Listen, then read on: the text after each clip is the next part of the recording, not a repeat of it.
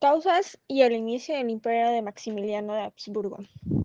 En el siglo XIX, México enfrentaba grandes problemas políticos y económicos tras su independencia.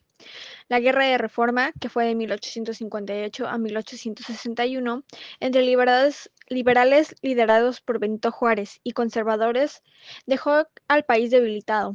En 1861, Juárez suspendió el pago de la deuda externa, lo que enfureció a Francia, Inglaterra y España. Aunque Inglaterra y España se retiraron, Francia, bajo el gobierno de Napoleón III, decidió intervenir militarmente. Los conservadores mexicanos vieron en esta intervención una oportunidad para restaurar un gobierno monárquico. Napoleón III ofreció la corona a Maximiliano de Habsburgo, un archiduque austriaco, quien aceptó creyendo que contaba con el apoyo del pueblo mexicano. En 1864, Maximiliano llegó a México junto con su esposa Carlota y fue proclamado emperador, dando inicio al Segundo Imperio Mexicano. Sin embargo, su gobierno dependió del apoyo militar francés y los liberales, encabezados por Juárez, continuaron resistiendo, lo que complicó su mandato desde el inicio. Este fue un intento de monarquía impuesto por intereses extranjeros y respaldado por una parte conservadora en México, en medio de un país dividido y en conflicto. La caída del imperio de Maximiliano de Habsburgo ocurrió por varios factores. Fue impuesto como emperador por Napoleón III de Francia, con apoyo de los conservadores mexicanos, pero su gobierno no logró consolidarse. Maximiliano implementó reformas liberales que alinearon a los conservadores, mientras que los liberales, liderados por Benito Juárez, nunca lo reconocieron y continuaron la resistencia. Además, tras el fin de la guerra civil en Estados Unidos, este país presionó a Francia para retirar sus tropas, siguiendo la doctrina de Monroe. Sin el apoyo militar francés, Maximiliano quedó aislado. En 1867 fue capturado por las fuerzas republicanas y ejecutado en Querétaro, marcando el fin de su imperio y la restauración de la república liderada por Juárez. Mi nombre es Cancino y les voy a hablar sobre el ascenso de Porfirio Díaz.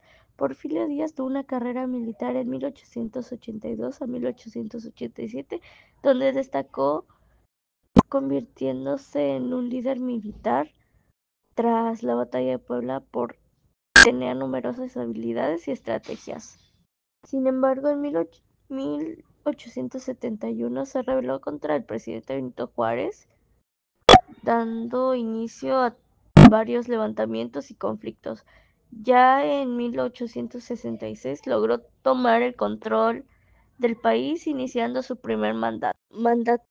Tras el golpe de estado que hubo en 1876, Porfirio Díaz encabezó la presidencia ese mismo año, donde buscaba la reorganización, orden y estabilidad económica en el país, generando nuevas reformas, las cuales serían un mejor desarrollo en la educación, desarrollo agrario, estabilidad económica e inversión extranjera. Durante el Porfiriato, México experimentó un notable crecimiento económico, caracterizado principalmente por las inversiones extranjeras. Estas inversiones atrajeron capitales principalmente en minería, ferrocarriles y agricultura.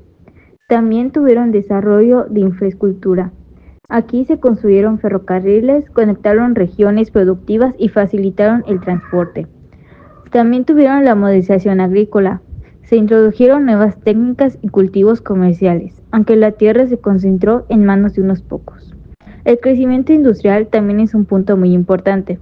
Aquí aumentaron la producción en sectores como en la industria textil y la manufacturera.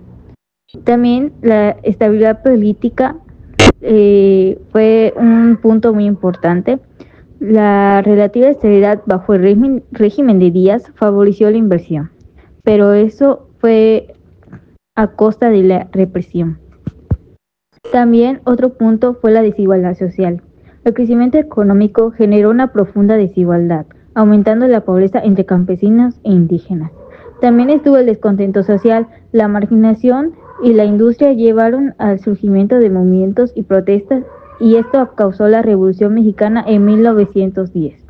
El Porfiriato fue un periodo de modernización y crecimiento económico, pero también de desigualdad y tensiones sociales que culminaron en la Conflictos sociales y la resistencia durante el Porfiriato. Antes de la Revolución Mexicana, México vivió un periodo de conflictos sociales marcados por profundas desigualdades económicas, políticas y sociales. Estas tensiones se gestaron principalmente durante el régimen de Porfirio Díaz, que fue de 1876 a 1911, conocido como el Porfiriato. Algunos de los principales conflictos sociales que antecedieron a la Revolución Mexicana fueron despojo de tierras. Comunidades indígenas y campesinas perdieron muchas tierras. La explotación laboral, jornadas largas y muy bajos salarios. Represión política. Díaz controló elecciones, censuró a la prensa y eliminó opositores. Marginación urbana. Las clases bajas vivían en pobreza a pesar del crecimiento de las ciudades. Ahora bien, la resistencia durante el Porfiriato fue un conjunto de movimientos sociales, políticos y culturales que se opusieron a las políticas autoritarias y represivas del régimen de Porfirio Díaz. Aunque Díaz mantuvo un control férreo sobre el poder, diferentes sectores de la sociedad, desde campesinos hasta intelectuales, expresaron su descontento de diversas formas. Estas resistencias jugaron un papel clave en el surgimiento de la Revolución Mexicana. Sucedieron algunas cosas como revueltas indígenas donde yaquis y mayas defendieron sus tierras, huelgas obreras, protestas como Cananea y Río Blanco pedían mejores condiciones. Oposición política, los hermanos Flores Magón y Francisco I. Madero promovieron el cambio.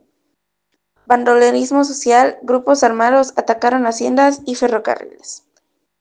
En conclusión, el descontento social llevó a la Revolución Mexicana en 1910, liderada por Madero, terminando con el Porfiriato en 1911. Aunque modernizó el país, lo hizo con desigualdad y explotación.